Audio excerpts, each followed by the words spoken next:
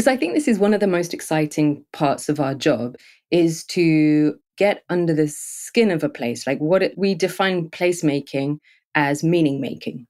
I think there's a tendency sometimes to think of placemaking as, it's the small stuff, right?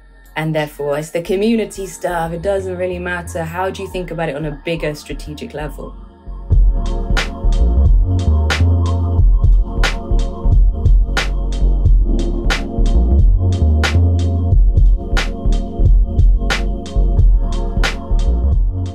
Hi, and welcome to the newest episode of Urbcast. And today we will talk about placemaking and the role that placemaking is playing in urban developments across the globe, and what are the different actors that play a big role in urban developments and that should be interested in placemaking.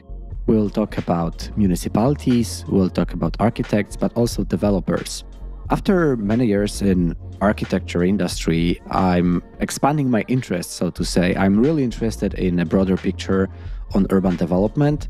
And I think that the talk today comes with a great perspective on how complex are the developments, like urban developments in our cities.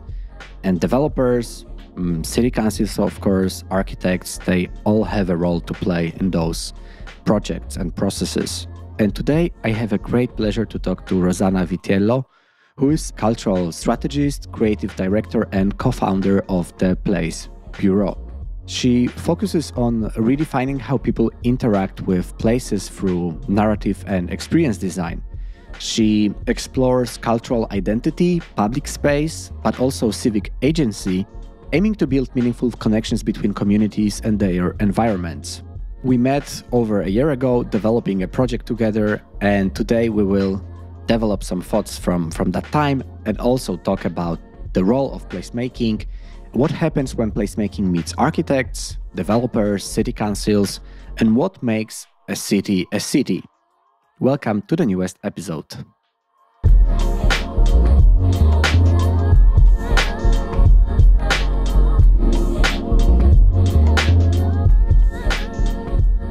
I just wanted to say, Rosanna, welcome to Urbcast. Thank you, Martin. It's a pleasure to be here and to kind of see you again. It's been about a year, as you said. Exactly. We met actually 1 year ago when we've been developing a proposal for a very interesting master plan in the UK in Bristol. And this is where I got really, really interested in your work. And I thought that my listeners across the globe in many different countries, they should get to know you, because you are this great example of someone who is working very closely with cities, with urban design, not as an architect though, but more of a strategist and placemaker. And this is like such a fascinating perspective on urban development in cities. So I'm so happy you're here. No, it's great. It's great to be here. And it's really useful for me to be able to take a step back and kind of reflect on, the type of work that we're doing and share that perspective as well. So I'm excited to kick this off. I think that it's quite interesting to start with your education, because you've been studying first communication and design and then the design for public space. That was in Barcelona. And first of all, how did you find this type of education, and where did your interest come from in terms of working with cities, but from this very, very specific angle? Yeah, so it's a really good question. I think to some extent I had an unusual upbringing. My father is an architect, and my mother is, let's say, by nature, a linguist. She's really good at understanding different languages, different types of people. And so I had a childhood of really traveling a lot and looking at places, but with this different lens. And I was always clear on, let's say, my fascination for different cultures, right, in cities. So I really think that my work is about how cities speak to us and how we speak back. And so communication design was always a good place to start. When I was working, I studied at Central St. Martin's. When I was there, I was always interested in the city scale, which is quite unusual because a lot of the time communication design is, like a book, you're looking at typography, the space between letters, and I'm looking at the space between buildings. So it's quite a different scale. And so I was always thinking big. I remember finding actually the course in Barcelona at Elisava on design for public space. And it was something I'd never heard of, public space, but I knew that I was fascinated by it. The really interesting thing about that training and that course was the fact that we were taught by many anthropologists and sociologists. We were really looking at, as I said, the culture of public spaces, but how to turn it into design. Because some of the challenges often are like, okay, we get this soft stuff, but it's intangible. How do you then start to think about working with that from an architectural point of view, from a designer's point of view? And that was really the sweet spot that I picked up. And Barcelona is actually quite good at that in some ways. I want to use that as an inspiration to the listeners, because I know that some of the listeners, they are quite young and they are starting their own careers. And to be honest, I was really interested in this urban prototyping part of urban development. I was part of urban prototyping myself when I was studying. And if I only knew that there is something like the studies you've been participating, you've been having, I would be like really considering it, as a 20 years old myself. And I think you're really right that actually the education is a really important place to start, because there's a lot of work happening now in the UK about changing architectural education. So I'm just started teaching at the London School of Architecture on a design think tank. And the first thing that they got the architecture students to do was to learn how to collaborate with each other, which again is like a soft skill that is not often used in this very tangible, hard-edged world. But if you don't know how to do that as an architect, unfortunately, your work will go nowhere. So I think that there is a shift in architectural education, this opening up new worlds. And to your point, unfortunately, there isn't much placemaking education right now, right? So the fact I studied design for public space specifically is a course that doesn't exist anymore, unfortunately, but it highlights that there's still some work to be done to help people understand place. And in an interesting way, although our work is very strategic, what we end up often doing is working with our partners and our clients, be that municipalities or architects or developers, as you said, to almost help train them up so that they feel more confident in talking about place. So it's this idea of like place literacy and the difference, let's say, between architecture and places. There is a difference. And I also want to treat this podcast as some sort of education to those three different groups. I just wanted to talk about the approach to placemaking from developers, from architects, and also from the city councils, because I know that you collaborate with all three of those groups. But how do you, because you have this interesting blend, as we've mentioned, and there is the cultural studies and placemaking and urban research. How do you use that into your daily work? How do you communicate? Because I think this is one of the most exciting parts of our job, is to get under the skin of a place. Like we define placemaking as meaning making, right? Which, if you take a step back and say, what are you talking about? It is the difference between, say, a house and a home. So very often there are cultural codes that are built into place, cultural norms in terms of how people use places. And if you can understand that, because you understand sometimes the deeper history of a place or how people, collectively understand it or use it, it gives you a whole new kind of opportunity. But the question is, how do you start to understand that? So we use a lot of different research techniques. And actually, we often bring in techniques from an artist's palette, actually. So we do a lot of work with photographers to understand places. We've worked with poets in the past, and I can tell you a bit about that on the project in Bristol that we're working on in Western Harbour. We work with illustrators. We work with filmmaking techniques. And because often people working in that realm, the storytellers, are really good at capturing meaning for people, and specifically meaning for place. Because the thing that's lovely about places is that we're all from somewhere. We all live somewhere. We all work somewhere. So anybody can talk about a place and has the capability to do so. You just need to ask them the right questions and use the right techniques. And then the thing is like, okay, you've got all this fantastic content. You have films, you have photographs, you have interviews, you have quotes. How do you then turn that understanding into a future vision? Because it's one thing to talk about what a place means now, but often when we're working in urban development, we're thinking about what's coming next, right? Sometimes with very long-term timeframes, 20 or 30 years. So over the last few years, we've started to develop many more place futures techniques. There's a big world of futures out there. that brands use, for instance, a lot. Strategic planning, like politics, uses the idea of foresight and futures. And what we've done is bring together these brilliant storytelling techniques to understand place with these brilliant foresight techniques to help you speculate on what's coming next for a place. And it's quite a unique combination, but it helps you feel both rooted in where you are, but also be able to get out of the weeds and look forwards.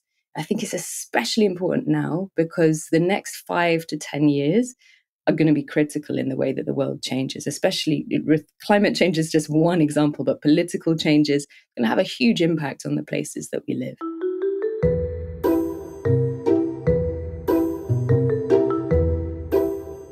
So, do you think that the placemaking and, as you call it, meaning making, is playing a bigger role in urban development itself? Of course, urban development is such a complex and long process. But do you think that the things you do and the placemaking is playing a bigger role? Yeah, I think this is a really good question because I think there's a tendency sometimes to think of placemaking as, it's the small stuff, right? And therefore, it's the community stuff. It doesn't really matter. How do you think about it on a bigger strategic level? A good example is the project we've been working on recently in Bristol as well, which is a city in the west of England. And we're working on a district around the station. So it's very, very central, called Temple Quarter. In Temple Quarter, the city council commissioned us to develop a vision for place, was specifically a placemaking vision. And it sat alongside the master plan, which was developed or is being developed by Prior and Partners, who we do a lot of work with. And what's interesting is that vision for place really tried to take a long-term view in two ways. Number one, it was really important to the council to understand the sense of place in Bristol. I know we're going to come onto this later, but like what makes Bristol Bristol? Because it's a city that's got a big personality. It wouldn't be right to develop something that could be in London or in another city. It had to feel really of that place. So that's going back to the meaning, right? What does a street look like when it's got a sense of Bristol? What does a community centre look like? What does an office block look like in a Bristol, personality? So that was the first part. And the second part was then to say, okay, how do we translate some of those qualities, those personality traits of a city into some placemaking moves? And how could we start small? How could we start now? But then how could they evolve into something bigger? And I think the timing is really, really key in placemaking. It's also often a dimension. I was talking about this the other day, actually, with Deborah Saunt from DSDHA, do a lot of public realm work here in London. She said it's the forgotten dimension. Architects, we often forget time, but it's really important in building a relationship with people. And that's ultimately what placemaking is trying to do. It's trying to build relationships among people and places. Thinking about that dimension is important. That's going to be a quote. Architects are forgetting about the time in the projects. And that's going to be one of the quotes. I have a couple of other ones as well already, and we are just starting. I wanted to talk about placemaking, meeting those different actors, because, of course, like urban design and urban development projects, they can't happen without the architects, without the community, without the city councils, without the developers, and many other actors. But these are the 3 or 4 I wanted to focus on. You already mentioned architects, so let's start with them. What happens when placemaking meets architecture? So, in other words, do you think that architects are now realizing the value of placemaking, or is it rather still just a box to be ticked in a project? You have to do the consultancy and the community engagement. It depends on how good an architect they are, to be frank. But there is a shift, and again, I think the traditional architects, in some ways, have little, reason for placemaking because they're building at often isolated, buildings up to a certain stage. I think the architects who are, leading the way and who are conscious of the way the world is headed often bring in these other traits. And I'm starting to see architectural studios diversify, some of their offer to think about the economics of a place, to think about meanwhile use, and therefore they're bringing in time. Architects like Turner Works, who we work with, for instance, in Bristol, is a good example. The shift is, it really depends on the type of places, buildings, let's say, and places you're making. When we go back to our point around placemaking as meaning making, that's really often tied into culture. culture is about collective expression of something, of beliefs, right? Of values, but also of things we care about. And not all buildings relate to that. So sometimes more civic buildings, for sure, it's like where people come together, museums or visitor attractions, destinations, stadiums, even parks. And we do a lot of work with landscape architects and with master planners, even more so than architects. And I think I'm going to call out the landscape architects here because I really do value their point of view. I think that landscape architects, going back to our point, they really think about story and narrative because they're unlike a building, which in essence you build it and to some extent it's finished. A landscape is not. And so they really understand this idea of evolution and can think in very long timeframes. So I find that landscape architects are actually among the best collaborators and really those who are thinking about placemaking a public space and how culture becomes a really important overlay over the top. The places where people gather, are we designing places for that? And do they want to communicate a bigger message to the city or to the community? That's important.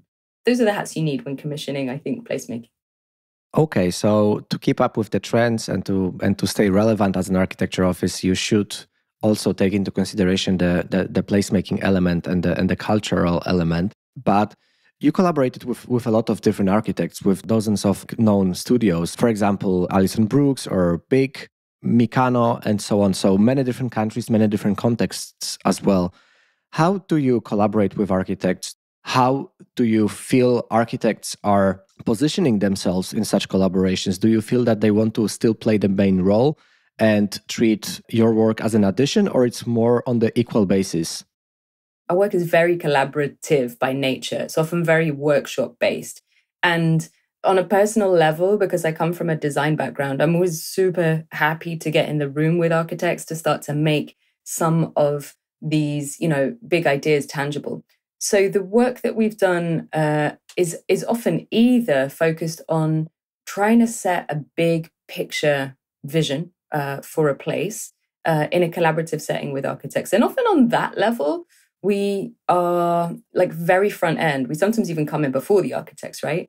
And so on that side, we feel quite comfortable in helping to corral many different voices. Also because at times, because of the scale of the work we do, we're working with like 10 architects at once. Good example is Thamesmead Waterfront, a project we worked on in South East London, led by Prime Partners and ourselves in terms of the vision. And we were working with Alison Brooks, Mark Kohler, JA Projects, Turner Works. That's pretty standard. So you got to try and figure out how to bring in lots of different personalities and skill sets around some singular, big ideas. In that sense, we'd really try and set driving themes, have the architects then respond to some of those themes. And those themes are about defining the unique qualities of the place. So if the theme is just a broadly, let's say, nature or, the idea of like new waterfront, how are they turning some of your themes into big placemaking ideas? We also often think about that at working at different scales. So the great thing about working with architects is like, okay, what's the smallest possible move that would represent this theme? What's the biggest possible move that would represent this theme? And then where does that start to work in the master plan, right? Because once you make it tangible for an architect, then, and it's hard baked into the master plan, then it can move forward. But having said that, we are actually, for the first time, about to bring an architect into our team from 2025, also to be able to make sure that strategic work doesn't just get thrown out, because that's sometimes the challenge. As you say, you're working with some really successful world-class architects who have big ideas and big visions themselves, and they'll put that forward, and that will kind of trump the community's point of view. What we're trying to do is figure out like what's unique that those who are local to a place can bring that the architect wouldn't understand because they're coming from a different part of the world.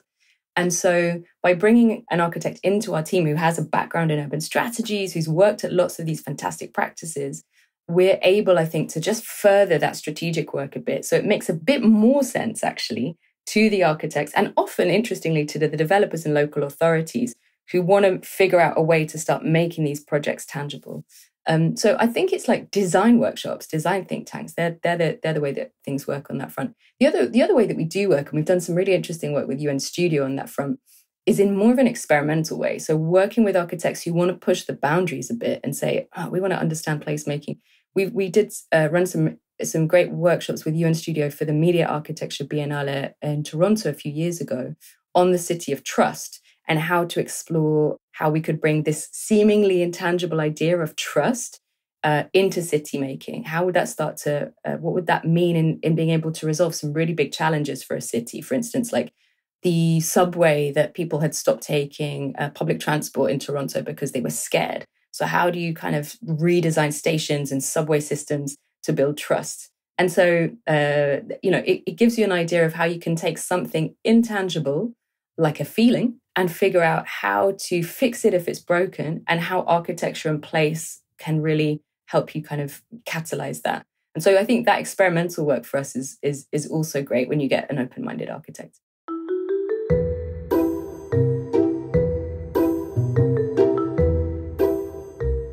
When you've been talking about architects, you've also mentioned developers, and that's a very natural segue. And this is a very interesting topic personally to me, because that's what I'm exploring right now. After many years in an architecture office, I want to understand better the bigger picture of urban development.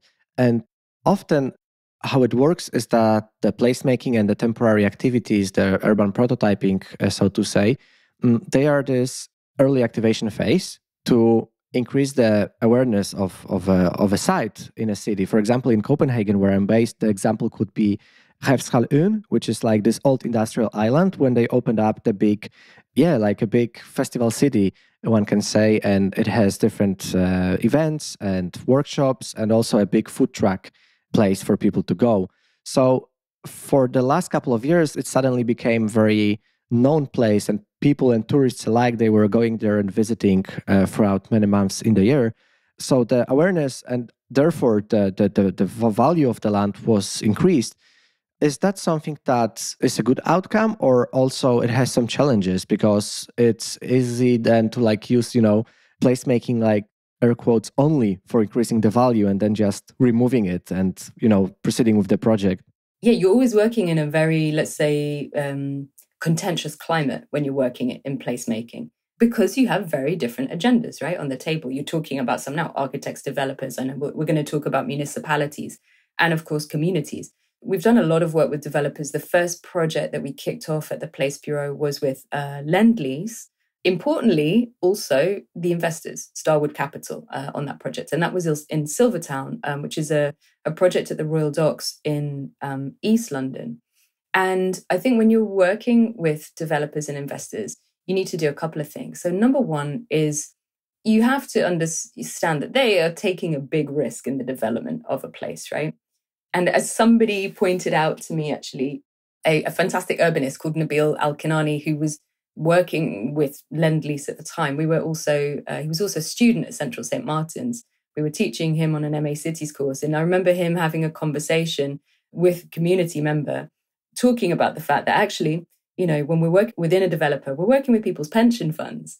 That's like your grandparents retiring. So it means that it's much harder for us to take a risk than we would imagine. So in doing so, that sets up kind of a difficult climate, right, at times. Having said that, this is where placemaking comes in, because it's about prototyping, about testing ideas out to see whether they're valid and valuable before you invest a lot more time and money into them. And I think this is the positive thing about working with developers. They can start to make things happen, and quite quickly. You really need to do is to make sure that you found somebody internally who believes in that value, and you also give them the tools to be able to kind of champion that at a higher level. Because the challenge with working with really big global developers is they're massive organizations.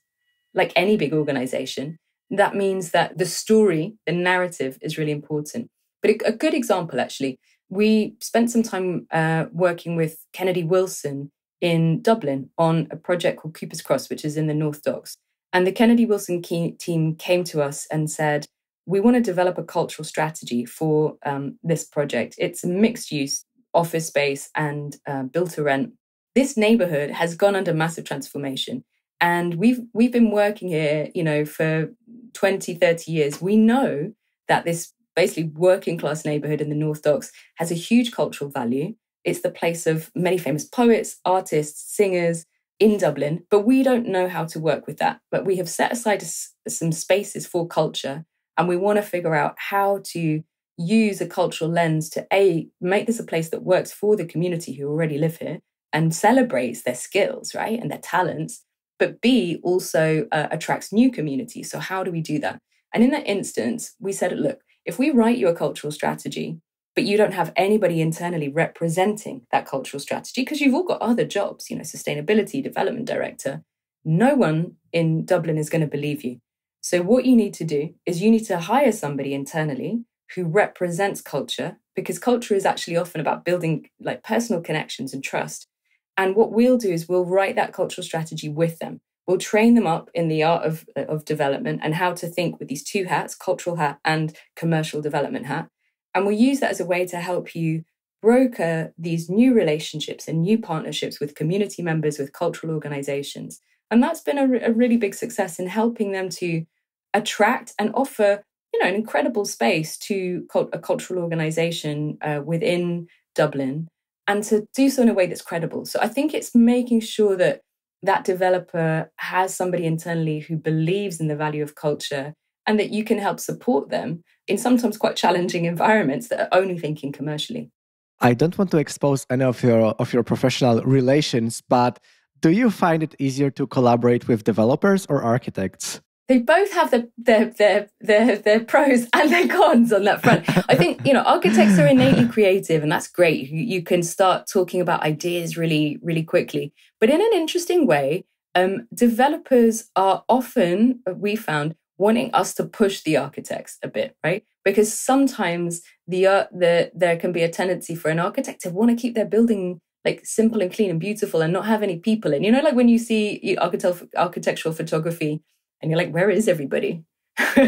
It's the same thing. So we have worked with some developers who said, listen, the architects never sketch anymore. They never take any risks anymore. We need to bring people to this place, and we need you to help figure out how to do that. So can you help us to push back against the architects? I'm not going to generalize, because it's not like there's a good, architects are better than developers or vice versa. It's actually about having somebody who's open-minded and creative and thinking, how can we bring life to this place? So if anything, the people that we enjoy working with the most are those who are open-minded and willing to push beyond their traditional ways of working to try something new. That appeals to us. But that was a very safe answer to say that there are pros and cons, obviously. If it comes to those different actors in urban development, I think we also need to discuss the third one, which sometimes is the client and sometimes is the partner, which is municipalities, city councils. I know that one of your recent projects was actually in Parma, in Italy, and that was being done together or for the city council. I'm very curious what happens when placemaking meets city councils. Do they find value in working with placemaking and working with organizations or companies like Place Bureau? Yeah, this is a great question, because actually we moved as an organization more towards working with municipalities over the last 5 years, because it's a natural fit for them, right? They're very often thinking about community. They have to be civic-minded on the one hand. And so that's a no-brainer. They also have to take a kind of longer-term view on their city. How do we attract investment, development to this place? And those are two really fantastic qualities. And thirdly, if they're thinking strategically, they want to think both in terms of investment and community. What makes our city special? How do we make it stand out? What makes Parma, Parma? What makes Bristol, Bristol? So we found the municipalities to be great collaborators. Yes, there are realities sometimes of bureaucracies, because decisions take longer. That's fine. A lot of municipalities are now finding that they find it harder to gain investment, but that depends where you're working in the world. But they're very open-minded. So, I can give you a couple of examples. The project in Parma has been really fascinating because it's actually a sort of a collaboration between public and private sector. So on the one hand, the Comune di Parma, which has a very strong focus on culture. The current mayor is a former professor of cinema, as an example. So they really get culture. But a collaboration between the Comune di Parma and a local group of entrepreneurs called Parma Io Ci Sto. Now, Parma is a really interesting part of Italy because it's industrially very wealthy. It has one of the highest numbers of B Corps, I think, in the world. So you have a group of organizations, companies, which Parma Io Ci Sto brings together. It means Parma, I'm in. So it's like a group of kind of private sector partners who really care about the future of the place. In this instance, the project is focused on how can we create a contemporary culture in this city that in some ways has fantastic tradition. How can we move that forward?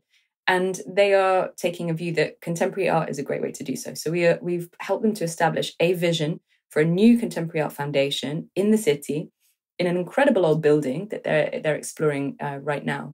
And I think this approach to joint ventures is something that we're seeing on all the projects we're working on. The same in Bristol. So the work we've been doing in Temple Quarter with the municipality there, they are in the process of establishing a joint venture partnership to be able to develop that out.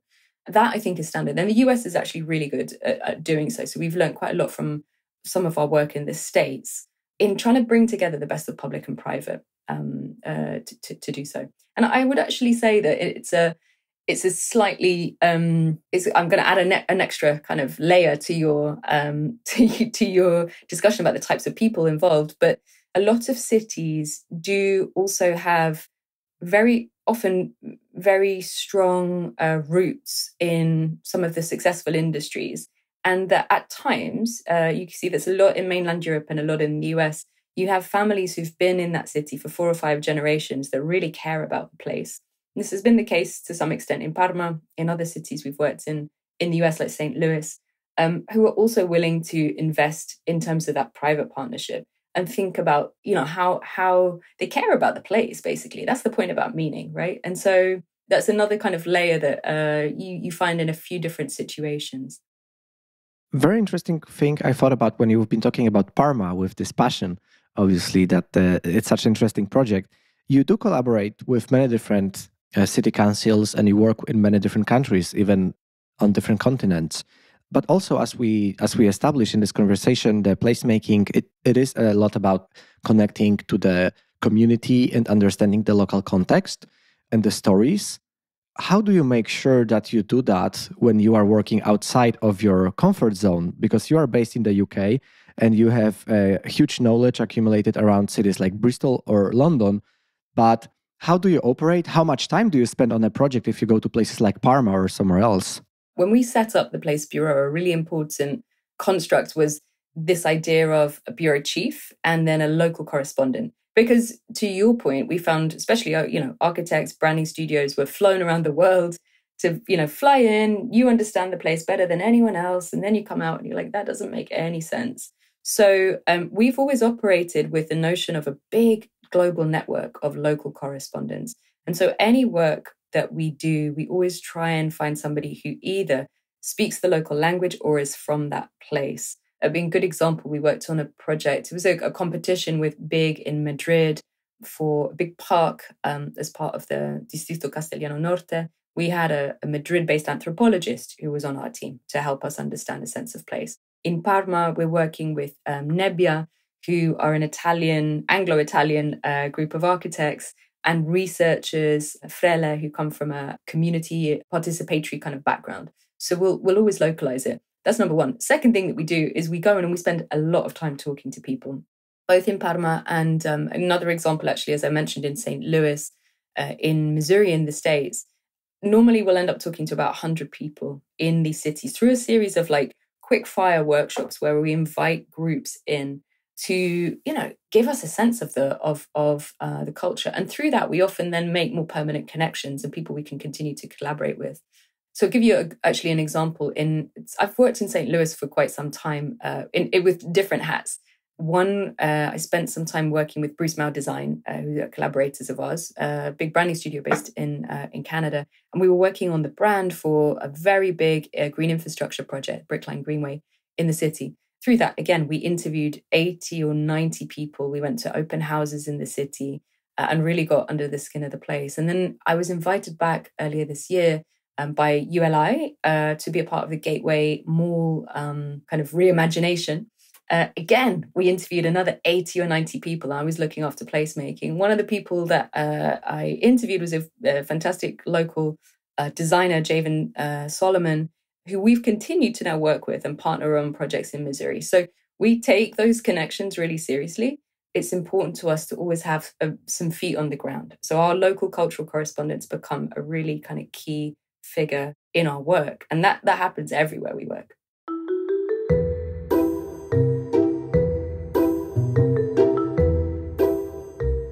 Once you've worked in so many different cities, I think it's right time and spot to summarize your understanding of cities, because as you've already mentioned, I really would like to love to understand and share with the listeners what makes city a city. So in other words, what makes Bristol Bristol, what makes Parma Parma, and so on. That's such a good question. No one's ever asked me that kind of so straight up much, and I appreciate that. I think that, this actually reminds me of when I was at college studying a long time ago now, but I looked at this as part of my dissertation. Is it the people that make the city, or is it the city that makes the people? And this is a really good question, right? I think there's a really important point in looking back and then looking forward. And that's often why, for us, two things are really important. The origin story of the city, how did it come about, right? And the heyday of the city. When was this place at its peak? And if you can look at those two as two kind of big moments in the city's life story, if you think about it as a character, then that really helps you to understand, what big effort did it take to make this place, to kickstart it, okay? You can always not do it. And it's the same now when we're thinking about placemaking. We always ask this question of why here, why now, why us? Because you can always not do it. So it takes huge effort. That's the origin story. And then the heyday is when everything was just flying, things were working well for people. What was going on? What were the values that promoted that? This is often what we work with, is this kind of sense of values and character and personality. So your point around what makes Bristol Bristol, we ran this as part of our project Place Vision in Bristol Temple Quarter, because the municipality had come to us and said, we have some principles, but the community says they're too generic. So we need to get under the skin of the city. So we ran a big, public campaign online, and we asked people for 3 words. What makes Bristol Bristol? Give us 3 words and tell us why. It was fascinating to see what came back, and they got a good couple of hundred responses, because there was a lot of parity, a lot of similarity among the answers. And that helps us to kind of float those words to the top. We then sense checked that with some young people, because that's also important. So we had worked with some filmmaking students. We didn't give them the answers, and they came up with the same, pretty similar perspectives. And then we sense checked that with a big workshop of around 50 local community members to try and pull those out and say, okay, those words, what does that mean? What does an activist city mean? What does a welcoming city mean? How do we pull that quality forward? So to me, it's looking at those innate values, looking back in time. Another technique that we use, which is not on a city basis, but I think worked quite well in terms of defining characters. We've worked in Snæfellsnes in Iceland, and which is a regional peninsula, a couple of hours outside of Reykjavik. We've been working with their regional park to define the destination brand for this place, which is incredible. It's a big peninsula with only 4,000 people living there, but 5 municipalities. So to help us understand the difference between these municipalities and how that added up to a bigger Snæfellsnes, we ran an exercise with all the local mayors and local people and said, okay, if you're a family, what different characters would these municipalities play within this family? And they immediately came up with the answers, Stykkishólmur is the posh uncle, and Grundarfjörður is the rebellious teenager. They knew, even though we only had it, and these are small municipalities of around 100 to 150 people in some of them, but still, among those 150 people, there was a strong sense of character. And that really helped actually to draw out the kind of qualities of the place and to highlight within this vast landscape, quite brutal landscape, the warmth of the people. And that became the real kind of construct of this brand, which was amazing. That's an amazing example. And you've mentioned another project. I also wanted to mention the Icelandic project.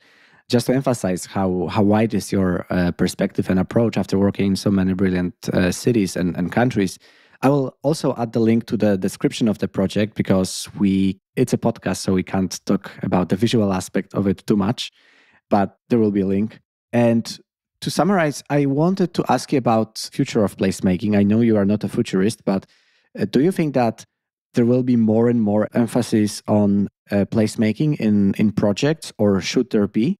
Yeah, 100%.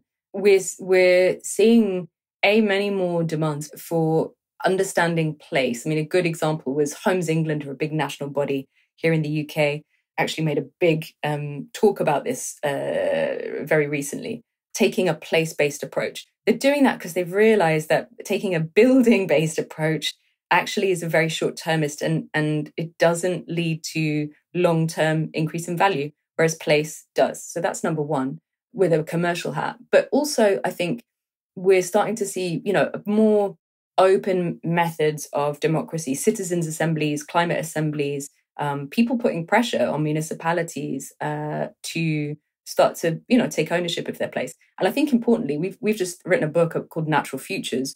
So we do a lot of work looking to the future. But one of the important points about Natural Futures, most of the innovative climate emergency work is happening in places on a local level, because it's much easier for us to make an impact and understand the impact of climate in the places that surround us rather than on an entire planet. It's difficult to do so. So we see it as moving forward, but there's still more education to be done, and the most progressive organizations we work with are really starting to bring place-based learning into their internal teams. So they're not development directors anymore. They're thinking in a more holistic way. That was my last question about the book recommendation. So you already mentioned Natural Futures. Is that something that you would like to recommend to the listeners? Yeah, of course. I mean, it's interesting because every year we release a futures report. Last year we released Civic Futures, which I think you'd also find fascinating. And this year, Natural Futures. It started out as a report, but to be honest, it expanded into the scale of a book. It's like 300 or so pages because there's so much to delve into. And we feel that this is a very important moment, in the future of the planet. We have to crack how we work with nature.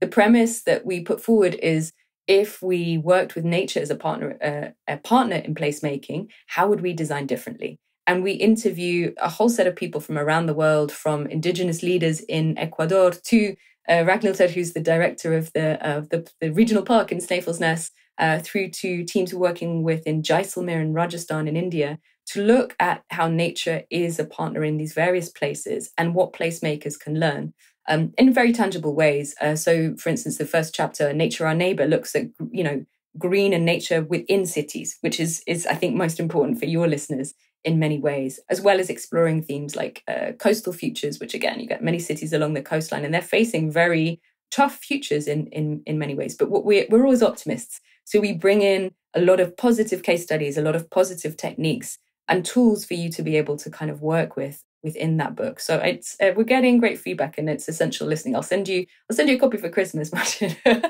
Thank you. I would love to get one.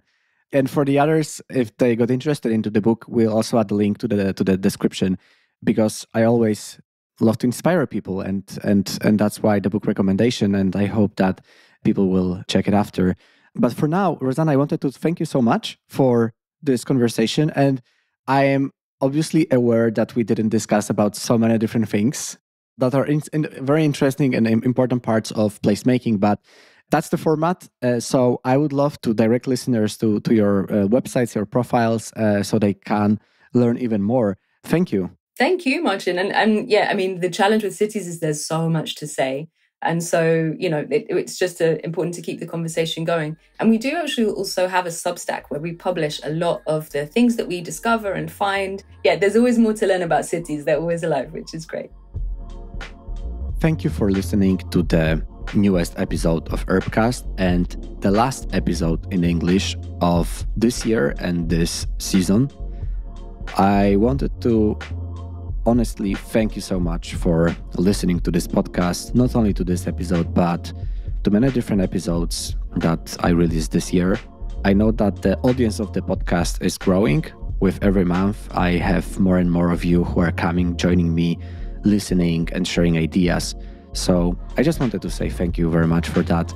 I wish you great Christmas, great holiday break, Happy New Year's, and I will talk to you, if nothing changes, of course, in 2025. Take care, stay safe, rest, and talk to you soon.